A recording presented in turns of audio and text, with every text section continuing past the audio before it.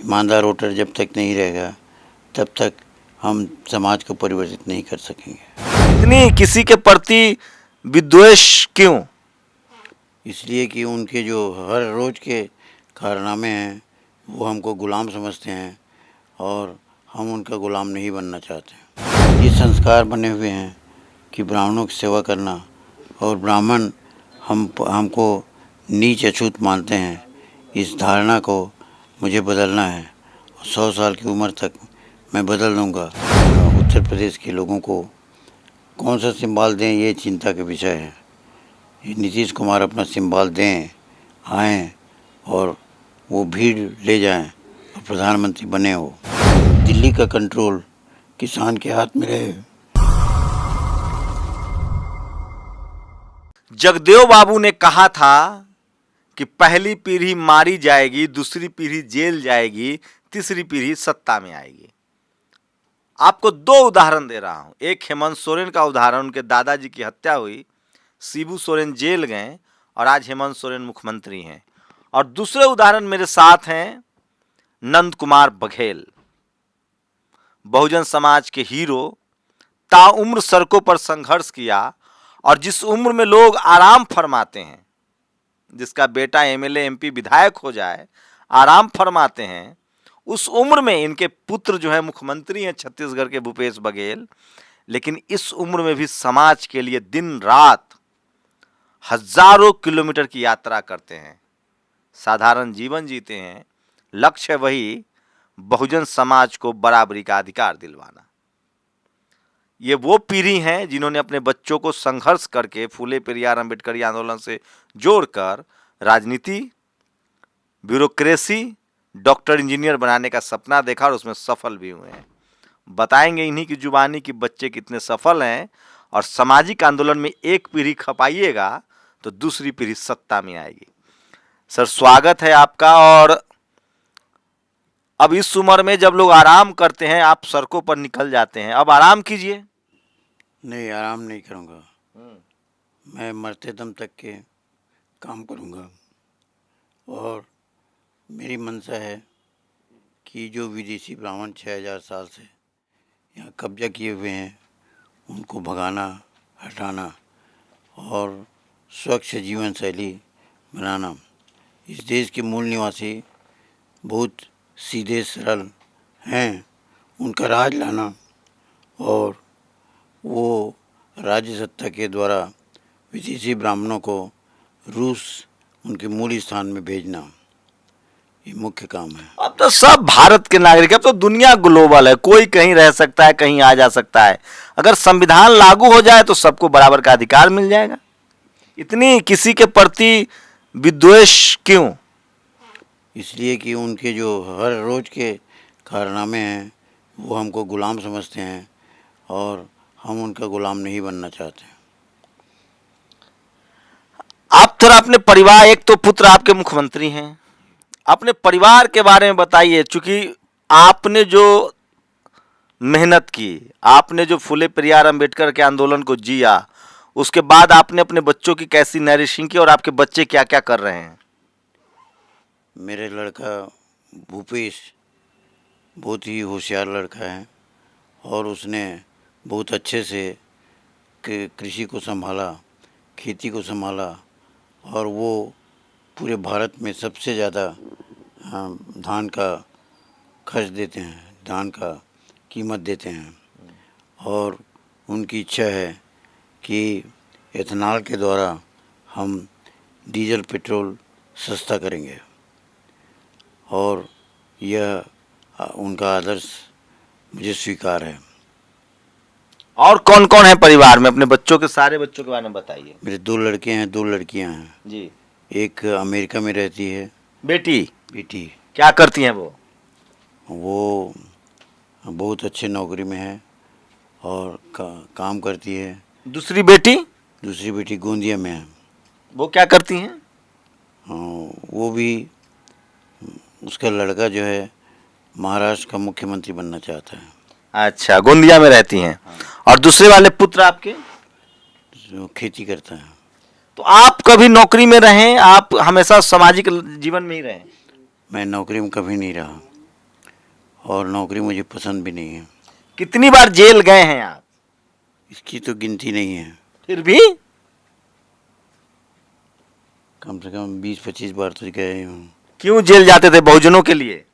विश्वनाथ प्रताप सिंह ने जब चंडीगढ़ में आंदोलन किया तो उस समय जेल गया, और विश्वनाथ प्रताप सिंह ने मुझे जेल से छुड़वाया।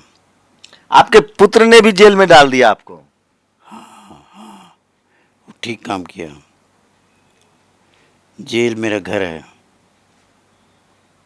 अब क्या चाहते हैं आप इस उम्र में, जब लोग आराम करते हैं, आप सड़कों पर हैं, बहुजनों का राज चाहते हैं? हाँ, बहुजनों का राज चाहता तो हूँ। बन तो गए आपके पुत्र मुख्यमंत्री, अब क्या चाहिए? आराम कीजिए, बैठिए।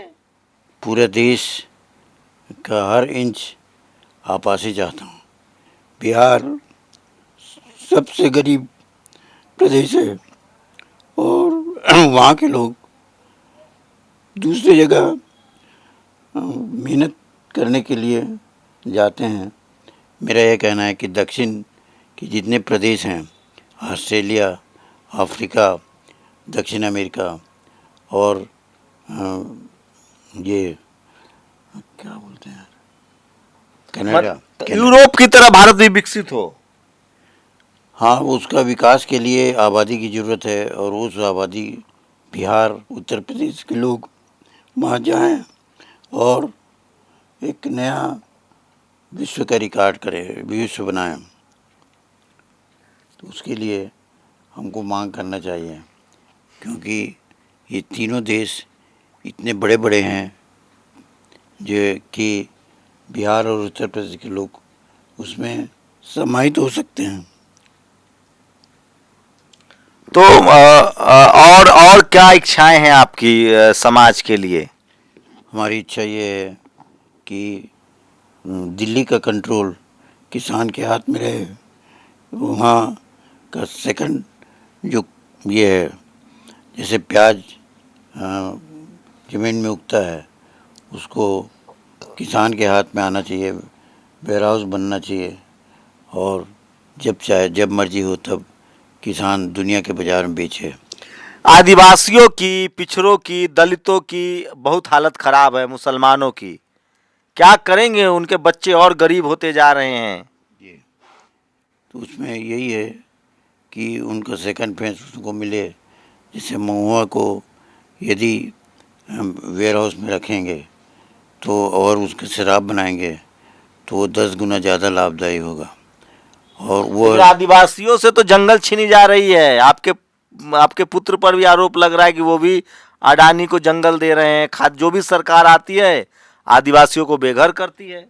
हाँ, तो उसका विरोध करेंगे भूपेश से। विरोध करेंगे? हाँ। अपने पुत्र का भी? हाँ।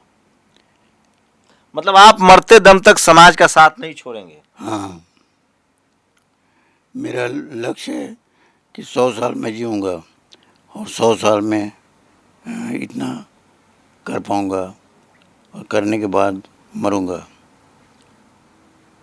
अभी तो आप फिट हैं, अच्छा है, बोल रहे हैं। हाँ। क्या लग रहा है, नीतीश कुमार, राहुल गांधी सब मिल रहा है, कुछ खेल होगा 2024 में?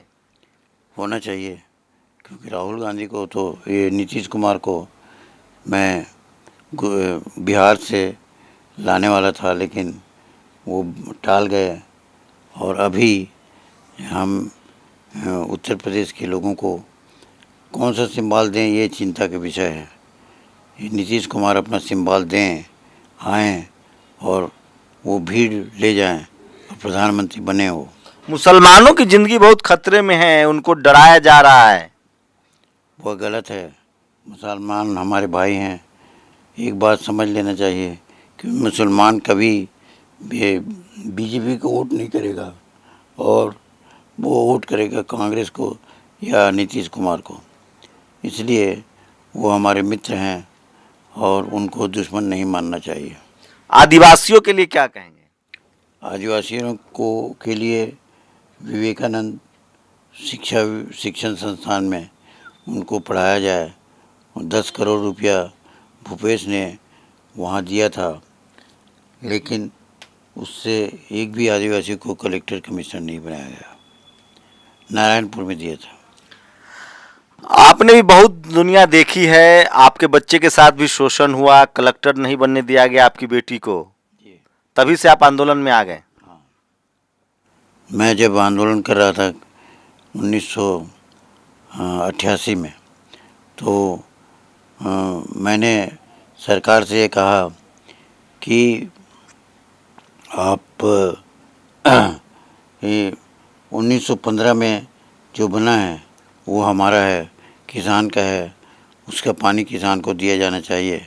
भिलाई कारखाना बना बाद में है, 1956 में बना है, तो भिलाई को अपनी व्यवस्था करना चाहिए, हमारे पानी लेने का अधिकार नहीं है। और उसके लिए मैं उस समय 1988 में 2200 रुपये कुंटल के हिसाब से मंगा था।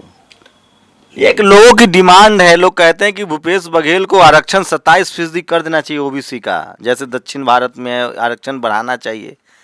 क्या सोचते हैं भूपेश बघेल जी को? लोग कहते हैं कि वो उनकी सामाजिक राजनीतिक समझ वो बहुजन वाली नहीं है, SC ST OBC माइनॉरिटी का हक ख्याल नहीं रखते। ये सच है या गलत है? चूंकि आप तो ज़्यादा करीब से जानते हैं। हाँ, ये सच है कि भूपेश बघेल ब्राह्मणों के पक्षधर हैं। हमारा पूरा परिवार ब्राह्मणों के भक्त थे। हमारे पिताजी जब रीवाराज के ब्राह्मण आते थे तो उनको खिलाए बिना खाना नहीं खाते थे।